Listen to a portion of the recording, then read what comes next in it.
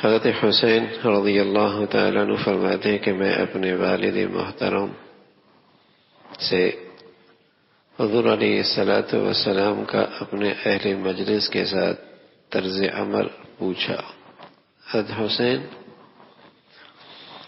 جب حضرت محمد رسول اللہ صلی اللہ علیہ وسلم دنیا سے تشریف لے گئے تو بہت چھوٹی عمر تھی، تو عام طور پہ اپنے ماموں سے اور اپنے چچا سے آپ علیہ الصلوۃ والسلام کا سراپا، بالوں سے لے کر پاؤں کے ناخن تک معلومات لیا کرتے تھے۔ سراپا، آنکھیں کیسی تھی، چہرہ کیسا تھا، دانت کیسے تھے، پیشانی کیسی تھی، سینہ کیسا تھا، تو یہ اپنے ماموں سے اور اپنے ابا سے بکثرت پوچھا کرتے تھے۔ اسی طرح اگلی زندگی بھی کہ آپ جب گھر میں جاتے تھے تو گھر کا وقت کیسے گزارا کرتے تھے، اور جب آپ اہل مجلس کے ساتھ ہوتے، لوگوں کے ساتھ بیٹھے ہوتے، تو آپ کا طرز عمل کیا ہوا کرتا تھا۔ پھر حضرت حسن حضرت حسین رضی اللہ تعالیٰ عنہ کی پوری کوشش ہوتی کہ آپ کی ایک ایک ادا اپنی زندگی میں اور اپنی معاشرت میں اور اپنے معاملات میں اسے زندہ فرمائے۔ تو یہاں انہوں نے اپنے ابا سے حضور علیہ الصلوۃ والسلام کی زندگی کا وہ پہلو پوچھا کہ آپ جب اپنے ساتھیوں کے ساتھ اہل مجلس کے ساتھ بیٹھا کرتے تو آپ کا طرز عمل کیا ہوا کرتا تھا۔ پھر انہوں نے فرمایا کہ آپ ہمیشہ خندہ پیشانی، خوش خلقی سے پیش آتے تھے۔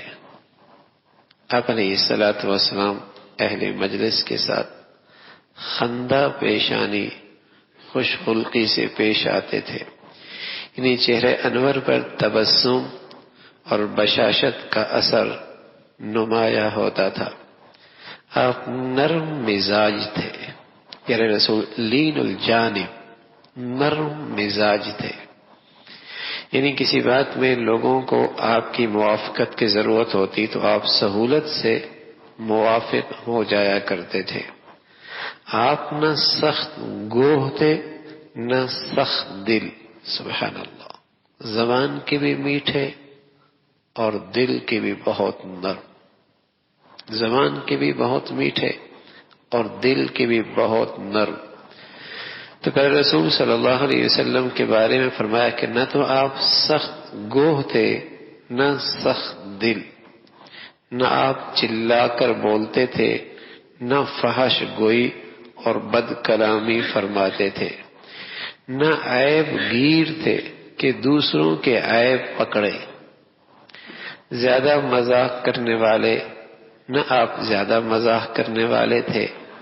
آپ نہ پسند بات سے تغافل برتتے تھے، یعنی ادھر التفات نہ فرماتے، گویا کہ سنی ہی نہیں۔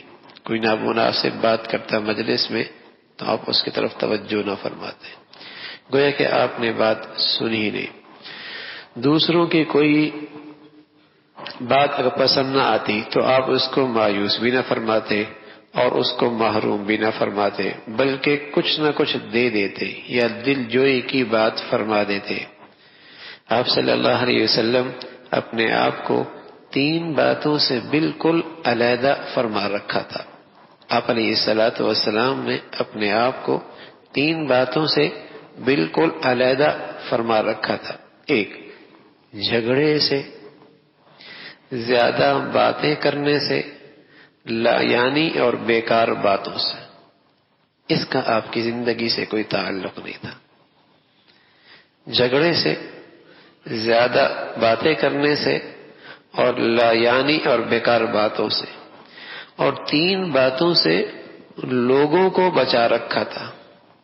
3 باتوں سے لوگوں کو بچا رکھا تھا، نہ کسی کی مذمت فرماتے، نہ کسی کو عار دلاتے، نہ کسی کے عیوب تلاش کرتے، سبحان اللہ۔ 3 باتوں سے لوگوں کو بالکل بچا رکھا تھا، نہ کسی کی مذمت فرماتے، نہ کسی کو عار دلاتے نہ کسی کے عیوب تلاش کرتے۔ کیا خوبصورت زندگی ہے۔ اور میرے عزیزو، اللہ نے اپنے حبیب صلی اللہ علیہ وسلم کو جس طرح اپنا ظاہر کا حسین بنایا تھا کہ ایسی خوبصورت شکل اللہ نے دنیا میں بنائی ہی کوئی نہیں، وہ سانچہ ہی ختم کر دیا اللہ نے، نہ پہلے بنا نہ بعد میں۔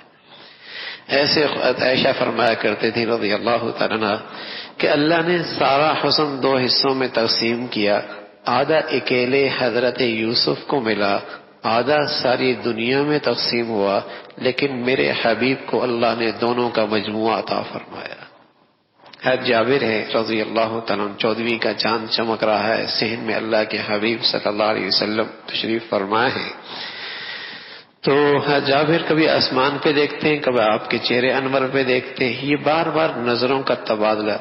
اللہ کے نبی سے پوچھ لیا اللہ کے نبی نے، جابر کیا کر رہے ہو؟ کبھی اوپر دیکھتے ہو کبھی مجھے دیکھتے ہو؟ کہ یا رسول اللہ آسمان کا چاند بھی دیکھ رہا ہوں، زمین کا چاند بھی دیکھ رہا ہوں، موازنہ کر رہا ہوں۔ کہ سچ بتا جابر کیا فیصلہ کیا ہے؟ فرمایا اللہ کے رسول اوپر تو چھائیاں بھی آ جاتی ہیں لیکن زمین کے چہرے پہ چھائیاں بھی کوئی نہیں۔ تو اللہ نے اپنے حبیب صلی اللہ علیہ وسلم کو ظاہر کا بھی ایسا حسین بنایا، اور سچ ہے آپ کے بدن سے نکلنے والی زندگی اور ہر ادا بھی ایسی حسین ہے کہ انسانیت کے لیے اس سے بہتر طرز زندگی ہو ہی نہیں سکتی۔ انسانیت کے لیے ایک تو نا جنت مل جائے گی، ایک تو ثواب مل جائے گا، اور ایک یہ ہے میرے عزیزو ہمارا ایمان ہے کہ انسانیت کے لیے اس سے بہتر طرز زندگی ہو ہی نہیں سکتی، اس سے بہتر انسانیت کے لیے بہتر زندگی ہو ہی نہیں سکتی۔ تو آپ علیہ الصلوۃ والسلام کی اہل مجلس کے ساتھ معاملہ یہ ہوتا تھا کہ آپ نے لوگوں کو 3 باتوں سے بالکل بچا رکھا تھا، نہ کسی کی مذمت فرماتے، نہ کسی کو عار دلاتے، نہ کسی کے عیوب تلاش فرماتے۔ آپ صرف وہی کلام فرماتے جو باعث اجر و ثواب ہو۔ جب آپ گفتگو فرماتے تو حاضرین مجلس اس طرح گردن جھکا کر بیٹھتے جیسے ان کے سروں پر پرندے بیٹھے ہوں، ذرا بھی حرکت ان میں نہ ہوتی تھی کہ پرندہ ذرا سی حرکت میں اڑ جاتا ہے۔ جب آپ خاموش ہو جاتے تب وہ حضرات کلام فرماتے، یعنی حضور کی گفتگو کے درمیان کوئی شخص نہ بولتا تھا، جو کچھ کہنا ہوتا حضور اقدس صلی اللہ علیہ وسلم کے چپ ہونے کے بعد کہتا تھا۔ آپ کے سامنے کسی بات میں جھگڑا نہیں کرتے، جس بات سے سب ہنستے آپ بھی اس بات سے تبسم فرماتے، آپ بھی اس بات پہ تبسم فرماتے، جس سے سب لوگ تعجب کرتے آپ بھی تعجب میں شریک رہتے۔ یہ نہیں کہ سب لوگ الگ چپ چاپ بیٹھے رہے، بلکہ معاشرت اور طرز کلام میں حاضرین مجلس کے شریک حال رہتے۔ لوگ ہنستے آپ بھی تبسم فرماتے، لوگ کسی بات میں حیرت کرتے آپ بھی ان کے ساتھ شریک ہوتے۔ اجنبی مسافر آدمی کی سخت گفتگو اور بدتمیزی کے سوال پر صبر فرماتے۔ اجنبی آدمی ہے، وہ نہیں جانتا، نہ آپ کی شان سے واقف ہے، نہ آپ کی عظمت سے باخبر ہے، آپ اس کے سخت سوال اور اس بدتمیزی پر بھی صبر فرماتے۔ چونکہ اجنبی مسافر ہر قسم کے سوال کر لیتے، اس وجہ سے بعض صحابہ ایسے اجنبی مسافروں کو آپ کی مجلس میں لے آتے تھے، دیہاتی لوگوں کو لے آتے، کیونکہ وہ تو ہر قسم کا سوال کر لیتے، اور صحابہ اس فکر میں رہتے کہ کوئی بھی سوال کا جواب مل جائے گا، تو لے آتے تاکہ ان کے ہر قسم کے سوالات سے خود بھی نفع ہو، اور ایسی باتیں جن کو ادب کی وجہ سے یہ حضرات نہیں پوچھ سکتے تھے وہ بھی معلوم ہو جائے۔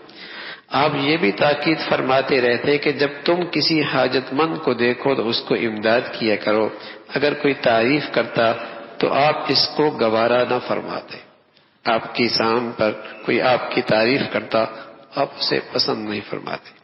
البتہ اگر آپ کسی احسان کے بدلے میں بطور شکریہ کوئی آپ کی تعریف آپ نے کسی پر احسان کیا اور اس نے آپ کی تعریف اور شکریہ ادا کیا تو آپ اس پر سکوت فرماتے کہ احسان کا شکر اس پر ضروری تھا، احسان کا شکر ادا کرنا اس پہ ضروری تھا. اس لیے گویا وہ اپنا فرض منصبی ادا کر رہا ہے، کسی کی بات کاٹتے نہیں تھے. البتہ اگر کوئی حد سے تجاوز کرنے لگتا تو اس کو روک دیتے تھے یا مجلس سے کھڑے ہو جاتے تھے تاکہ وہ خود رک جائے. حضرت حسین رضی اللہ عنہ فرماتے ہیں کہ میں نے اپنے والد محترم حضرت علی سے حضور اقدس صلی اللہ علیہ وسلم کی خاموشی کی کیفیت کے بارے میں پوچھا تو انہوں نے فرمایا 4 موقعوں پہ خاموشی اختیار فرماتے: برداشت کرنا، بیدار مغز ہونا، اندازہ لگانا، غور و فکر کرنا. تو یہ حضور علیہ الصلوۃ والسلام کی خوبصورت نشست ہوا کرتی تھی جو آپ اہل مجلس کے ساتھ لوگ گھر اٹھتے بیٹھتے تھے. سچی بات ہے، اللہ کے نبی سے محبت میں اضافہ کیسا ہوگا جو ہمارے ایمان کا حصہ ہے، بلکہ ہمارے ایمان کی بنیاد ہے. اس کے بغیر، محبت کے بغیر ایمان کوئی نہیں ہے. ہاں، جو ہماری پوری دینی زندگی کی روح اور جان ہے وہ اللہ کے حبیب صلی اللہ علیہ وسلم سے محبت ہے. اب یہ محبت بڑھتی چلی جائے، بڑھتی چلی جائے، بڑھتی چلی جائے تو بھائی آپ کی زندگی کی یہ ادائیں اختیار کی جائیں، آپ کا طرز عمل اختیار کیا جائے، اس سے آپ کی محبت میں اضافہ ہوگا. اور جو آدمی اللہ کی محبت میں اضافہ اور آگے بڑھے گا، اللہ نے کہا ہے کہ جو میرا محبوب کا نقل اتارا کرتا ہے میں اسے بھی اپنا محبوب بنا لیا کرتا ہوں. محبوب کی نقل کرنے والا بھی اللہ کے ہاں محبوب بن جاتا ہے. اللہ ہم سب کا بھائی یہ خوبصورت زندگی اختیار کرنے کی توفیق نصیب فرمائے.